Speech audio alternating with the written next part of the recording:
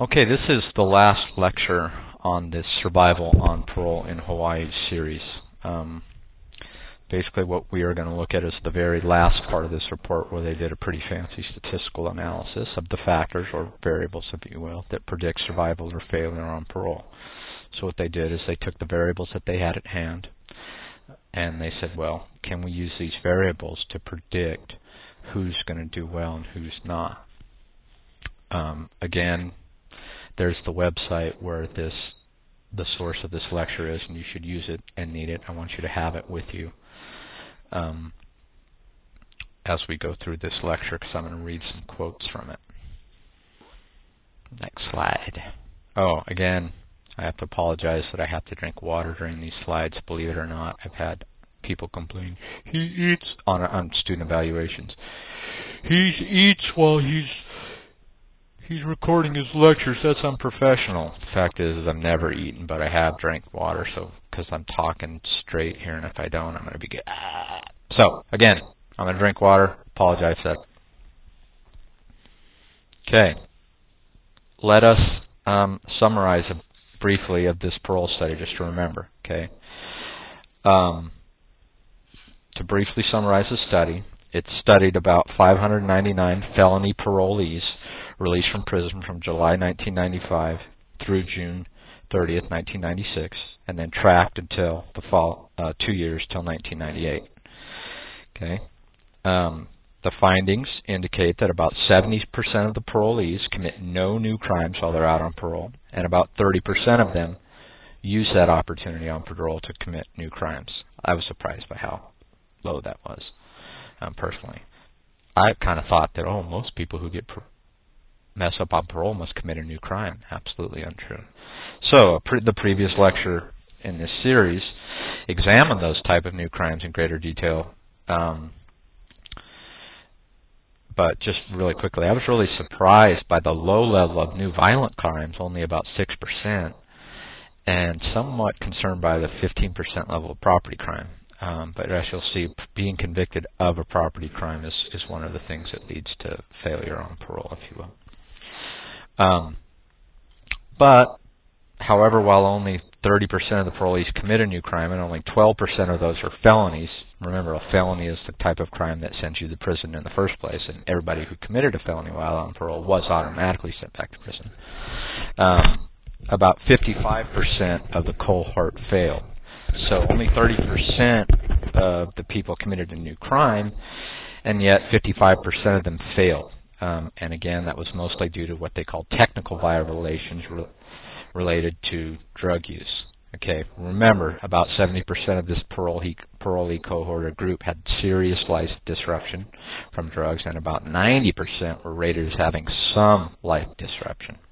Okay, so that sort of explains that most of the people are failing. It's not because they're doing new crimes. It's because they can't follow the rules of parole, and we've talked about that at much greater length in other lectures. So the goal of this lecture, again, is to describe the survival analysis that estimated the factors that contribute to the probability of revocation of parole, okay, or survival. So we're just going to look at a really fancy statistical technique that allows us to take in a lot of things into account, and basically all we're trying to do are what are the factors that contribute to revocation or survival on parole. Okay. Okay. I don't want to get too technical, okay, for you guys, because I would imagine many of these students in this course have never taken statistics yet, and many of those who have probably don't really understand multiple regression techniques where you throw in a whole bunch of variables and do a regression analysis. But just real briefly, here's a few reasons why this author used this particular statistical technique. I'm going to directly quote much of this from pages 24 and 25 of the report. But first, one of the reasons why they use survival analysis is that some of the parolees had neither been revoked nor discharged by the study's arbitrary cutoff date, which is June 30th, 1998. And they were still on parole. What happened or may yet happen to those people is unknown. So statisticians refer to these unknown cases as censored, because they don't proceed to a terminal event. They haven't either survived or failed parole. Okay? So this allows us to compensate for that. Secondly, if you remember way back a couple lectures, we looked at single variables that were shown to be statistically significantly related to parole failure. But just because a single variable predicts something, that one variable may not be indicative of how a whole bunch of group of variables act together. Okay, so this type of technique allows us to see how one variable influences parole survival in combination with other factors, which should make sense to you, just commonsensically. Do you think there's one reason why people fail parole and that's it? No. There's, it's a combination of factors. So this statistical technique allows us to look at these combinations in combination. Sorry, a group of variables in combination with each other. Okay, so that's why they use for both of these reasons are why they use survival analysis. It accounts for the censored cases, yet it also allows us to look at a group of variables and see how they interact as a group. Okay. Just so you know, the power of the statistical model, or any statistical model, is dependent upon the known and recorded characteristics of the parole. What I mean by that is that these researchers were limited to the records on hand and the variables that were in there. There could be other variables that we're not aware of or that weren't recorded that are better predictors of survival and parole. But in the real world, when you do studies, this was just a study that was done from the records. If they had more time and money, which they didn't, because I know this principal investigator and I know the person who runs the state agency that gave this grant, but they could have went and interviewed parolees and gotten some better, other variables, and maybe those are more important. So maybe the real things that influence, or at least some of the important things that influence whether or not a person does well or survives on parole, are not in this model. Okay, so we can't account for that. Okay, here's the variables that they used. They used various criminal record variables. Prior parole experience, that means you'd been on parole before. Age at which the person was first convicted or first adjudicated delinquent. That second part, just so you know, it's technical. A minor under 18, you were never technically convicted. You're called adjudicated, but long story short, it's the same thing. Okay, so they look at the age when they first were quote unquote convicted of a crime, as opposed to being charged with a crime, right? So it's kind of like a way of saying, well, how old were you when your criminal career started? Okay. The offense for which committed to the index or last imprisonment. That's a fancy way of saying why you in prison right now. So they looked at the offense, why they were in prison and then let out for parole. And then they looked at drug dependency. And it's unclear how this was measured. I've mentioned some things like, they say serious life disruption or, some life disruption. But it's not clear in the report how that actual thing was measured. Obviously, somebody in the Hawaii Paroling Authority interviewed these people and made that distinction, whether you have a drug problem, you have serious life disruption, you have some life disruption. But it's not. They don't say in the report whether they use some sort of interview technique or what. So we don't really know how that's measured. So we need to be a little bit worried about that. You want to take that variable with a grain of salt. They also had personal characteristics, ethnicity. Those are all the ones that they used. Employment history during their year prior to imprisonment. So they look at the year before they went to prison and saw if they were employed. And attitude, which is motivation for personal change versus being unwilling to accept responsibility for change.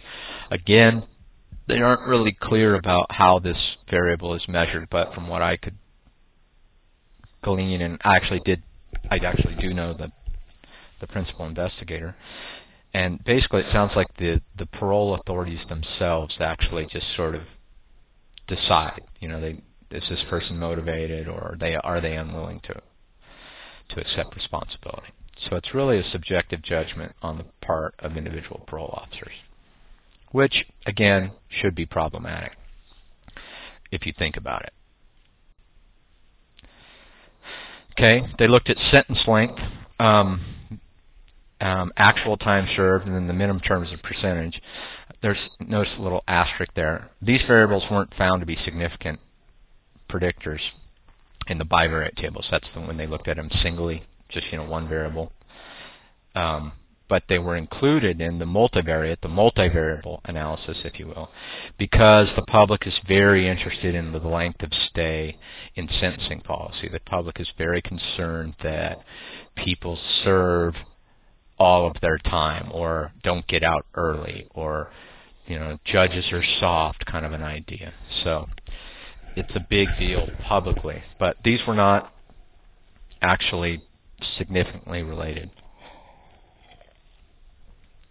Okay, and then Cox regression was then used to estimate the relative risk of a parolee having his or her parole revoked, along with the influence of various predictor variables on that risk. So that estimate is called a hazard function. You don't need to know that, okay, for the test. I just want you to get an idea of what we're doing here. Okay, essentially you can look at the full table on page 27, but I only put these are the only variables that were significant. The rest of them are not significantly related, okay, to parole survival. Okay, what you really want to pay attention to is the far right-hand column where it says EXP period, and it has B in parentheses, and those numbers in yellow that are underlined. Those, if you will, look at the bottom of the slide. XB, if you will, is a measure of the relative risk between the two categories of each dichotomized predictor variable.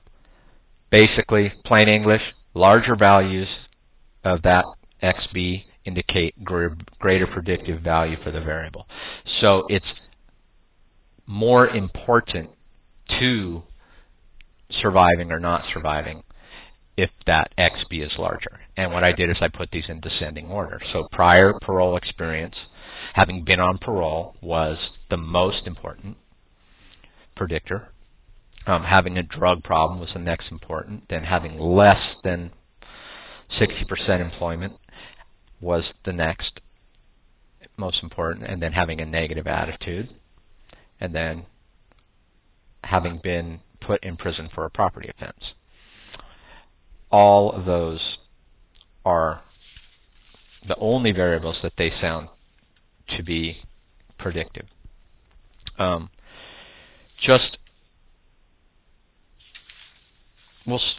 explain this on the next slide. Okay, so basically, let's summarize this table 27 in plain English. Okay. Here are the characteristics that are statistically significant predictors of parole revocation. If you've had a prior parole experience, you're more likely to have your parole revoked this time. That kind of makes sense. I've been on parole before. Here, lo and behold, I got back in prison for a new felony, and I put on parole again. Here I am again. So that makes sense to me. It's like, if you've been on parole before, chances are when you come out again, you might fail. Having a disruptive drug use problem. Again, they're not clear about what that means. But that should make common sense because remember, vast majority of parole failures are related to technical violations, primarily related to illegal drug use. So basically, if you're out on parole and they P-test you for drugs, and you have a drug problem, and you can't stay off drugs, you're going to get revoked. Okay, so that should come as no big surprise. I thought number 3 is interesting. Being committed for a property offense at the last commit. That means, you got out, you were in prison, and now you've gotten out on parole. But what were you put in prison for? A property offense. So people who were in for a property offense were more likely to fail parole. So that could be related to drug use. It could not. We don't know. It could just be something about property people. Maybe these people just love money. But that's interesting. Number 4, being unwilling to accept responsibility for personal actions. Again, that one's kind of dicey because if you think about it, their parole officer made that decision about them, and then their parole officer is the one that decides whether or not he or she should suggest that the parolee's revoked and send him up to the parole board, and the parole board would decide. So if I thought you had a negative attitude to begin with, I think it's more likely that I'm going to eventually try to get not try to get your parole revoked, but that's the way I'm going to look at you, in a way. And then the last one was not being steadily employed in the year prior to the last commitment. The things that were not significant relators, was time served, so it doesn't really matter how long you were in prison.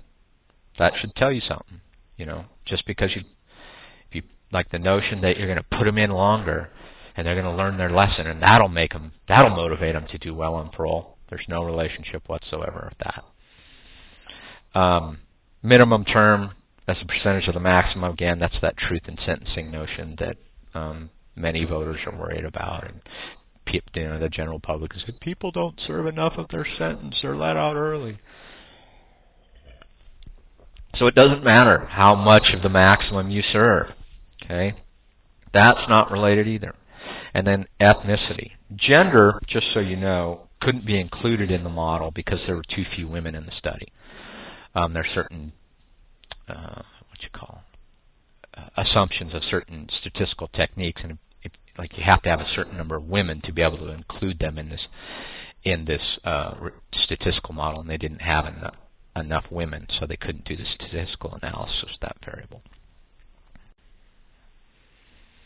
Okay, as a conclusion, what I'd like you to do is see the quotes on page 30 and 35. But on page 30, and you should also read the recommendations, but look at the very last paragraph of page 30. It starts with the results suggest, and it says this. The results suggest that increased risk is associated with the history of drug use, a prior parole record, the inability to maintain consistent employment, and unwillingness to accept responsibility for personal change, and to a lesser degree, having a criminal record that began at an early age. Although limited by the range of information currently captured by parolees' records, that's their way of saying, hey, we only had these variables in the model. Then they were only taken from their records. Remember, I was talking about statistical power. These statistical results are consistent with interviews conducted with parole officers and are in general consensus with factors that are commonly focused on when considering the broad issue of crime and imprisonment. So basically what they found here is something that's been found many other times, if you will. On page 35, you should essentially read that whole page. I want you to read the whole report, of course, but you should reread that whole page. But the first sentence in the conclusions on page 35 says the data compiled on persons released in Hawaii are consistent with other studies of parole survival that extend back nearly 30 years. So we've known this for 30 years, essentially. Okay, and I'll leave it at that. And then you should read the last paragraph, where they say there's no simple interpretation of the revocation rate. From one point of view, any percentage is too high. But that's kind of pie in the sky, as they argue. Absolute percentage of parolees provoked is not necessarily a report card on corrections, how well they're doing. Because remember, most of these people were violated for technical reasons. So if they wanted to lower the rate of people failing, the only thing they'd have to do is ease up on those technical violations, period. And then the revocation rate would go dramatically down. But what they essentially say in that paragraph is that, you always have to, there's this balancing act, and we oftentimes unfairly criticize the corrections people, but essentially, you don't want to spend too much money, you got to deal with budget, yet you also want to help maintain public safety. And then you also have to worry about, just the public perception that people want people to be in prison for longer periods of time for some reason. Okay, so you should read those. So, again, read the recommendations on page 34 and their justifications. I will test you on it, so please do that. But in essence, the biggest problems are drug abuse and lack of employment opportunities. In essence, the drug treatment for the parolees receive is grossly inadequate. And surprise, surprise, but people who get out of prison need to be able to find gainful employment opportunities. So if, as the report basically says, I'm embellishing a little bit. He doesn't say grossly inadequate because he wouldn't want to, make enemies in the corrections department. But it's pretty clear that if you read it, it is very, very inadequate. So you got a bunch of people who have drug problems. 90% of them were related to at least having some life disruption. 70% of them were related as having major life disruption, and they receive inadequate drug treatment, both within prison and when they get out. Duh. That's no big, hello. Okay. And many, many years of criminological research support these two ideas. Okay, if you want criminals to change their ways or to be a normal citizen, then think about it. What is it that allows those of us who are normal to live a conventional life? Basically, if you think about it, what allows you and I to be normal and be non-criminal is that we have a job that pays us enough to survive. Drug use research, which is my academic expertise, if you will, and I use that in quotes because no one's an expert on anything. But drug research clearly shows that having a stake in conventional life not only helps people avoid problematic drug use in the first place, but helps those who have lapsed into addiction get motivated to get off drugs and be more successful when they try to get off drugs. So it's essentially saying, if you have a good job or a good relationship, a standing in the community, you're more likely to stay normal. Okay?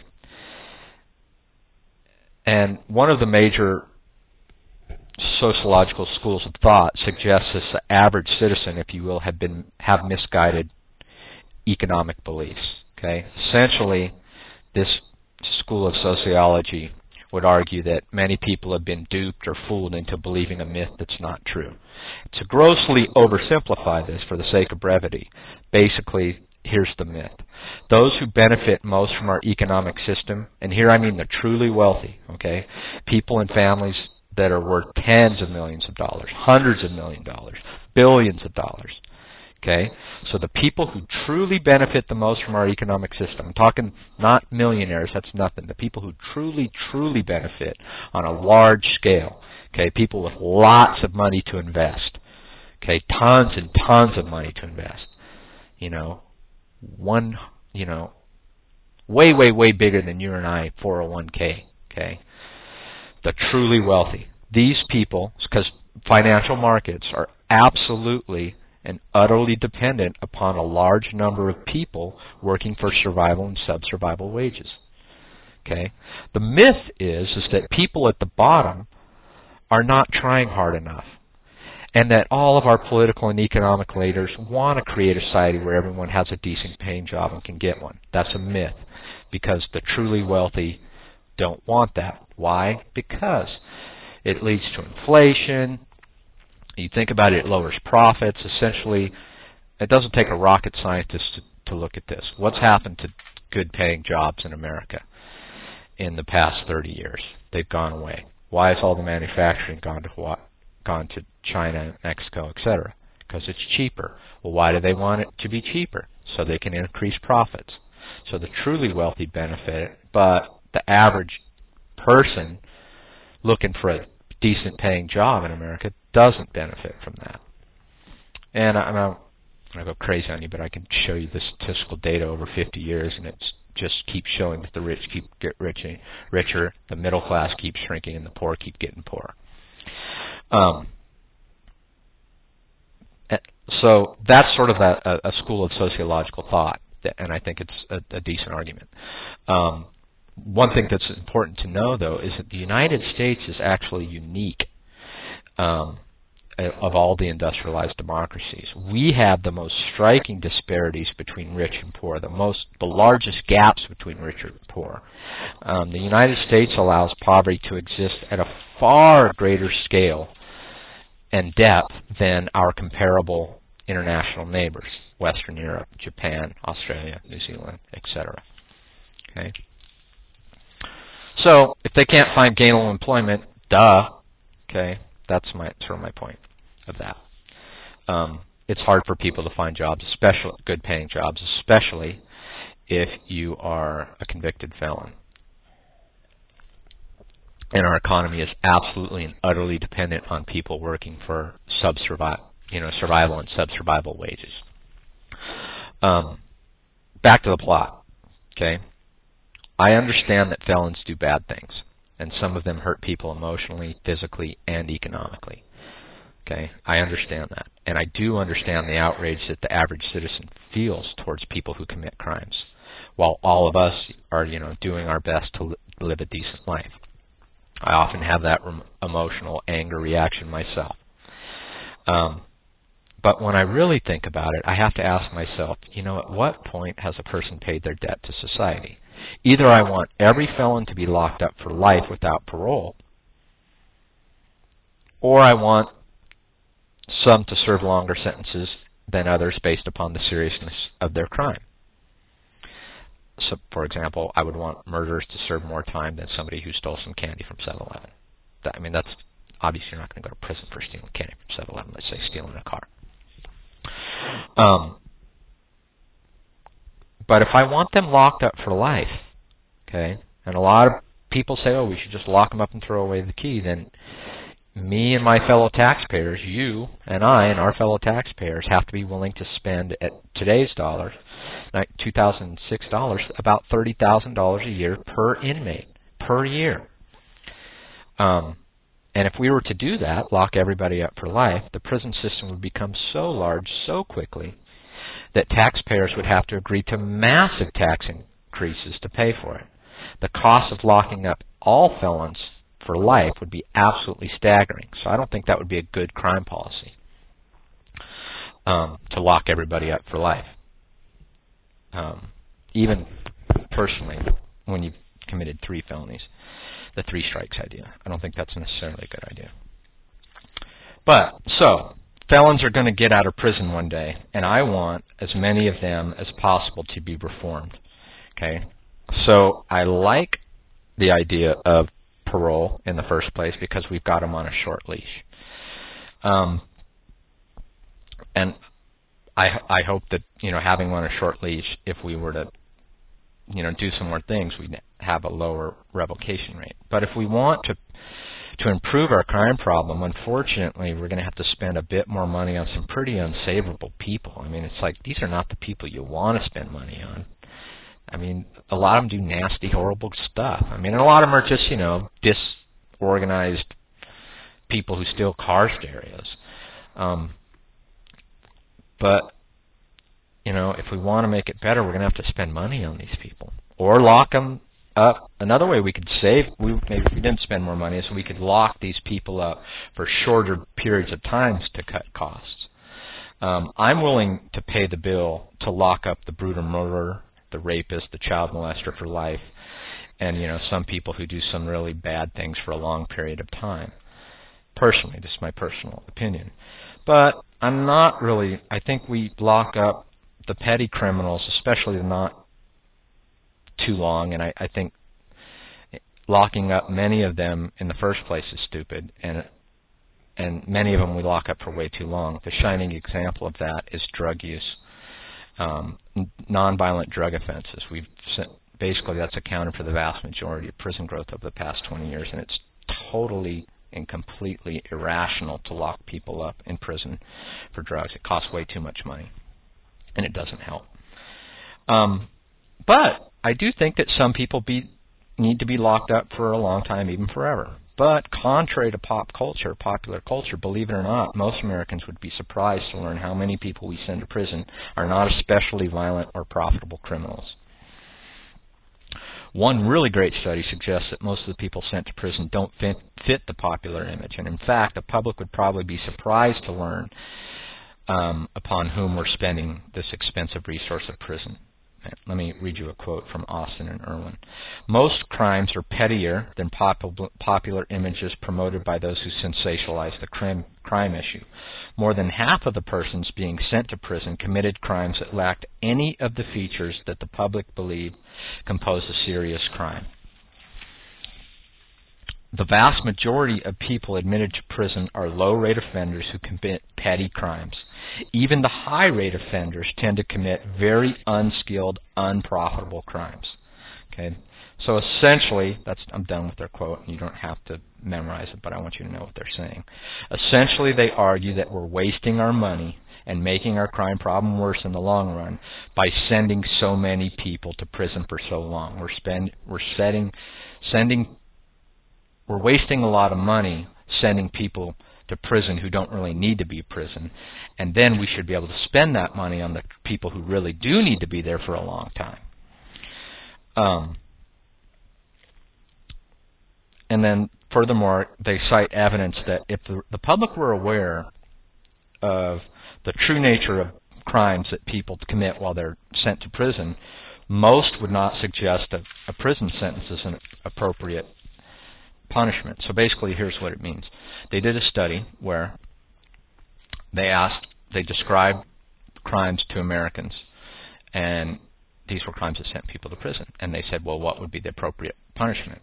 So of the vast majority of Americans, when they heard those crimes, they said, well, no, they shouldn't be sent. They recommended something other than imprisonment. So that lets us know that we're not just locking up the truly violent, the truly dangerous, the truly predatory. We're locking up a lot of just losers, essentially, at $30,000 a year. Okay. Last point. Okay. I do argue that people should be able. I don't believe that the truly wealthy should continue to be as wealthy as they are while there are so many Americans struggling as hard as they are. So I think that people who want to work should be able to have gainful employment. But I want you to say I don't think criminals should be given better jobs than law-abiding citizens. Okay, that's not my point. I personally believe that all Americans who are willing to work should be allowed to live out of poverty. If you're willing to work, you should be able to make enough money where you're not in poverty. The bottom line, is that we need people to work at 7-Eleven. We need people to work at Starbucks, the gas station, Old Navy, at preschools, McDonald's, etc. We need those people, but we pay them sub-survival wages. But we need them. So I think that if people are willing to work, they should be given a survival wage. So other industrialized democracies are able to help these people at the very bottom end of the economic ladder survive a lot better than we are, so there's no excuse why we shouldn't be able to do it as well. Alrighty, that's the end of this lecture.